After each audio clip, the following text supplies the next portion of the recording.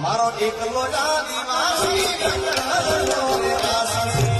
તો દર્શક મિત્રો, તમને બધાને ખબર જ છે કે અત્યારે ચેતર વસાવા જેલમાં છે, ત્યારે મારા ભાઈઓ તેમના મિત્ર એવા જિગ્નેશભાઈ કવિરાજે મિત્રો તેમના માટે એક ગીત ગાઈ નાખ્યું છે કે મારો એકલો આદિવાસી જંગલનો રહેવાસી. મિત્રો સાચે ચેતર વસાવા આદિવાસી સમાજનો શેર છે, આદિવાસી સમાજનું મિત્રો ઘરેણું છે. ત્યારે મારા ભાઈ અત્યારે તેઓ જેલમાં છે, પરંતુ મિત્રો એકલા જ કાફી છે. તે તો મિત્રો આપણે બધાને ખબર જ છે કે ચેતર વસાવાનું મિત્રો પાવર શું છે.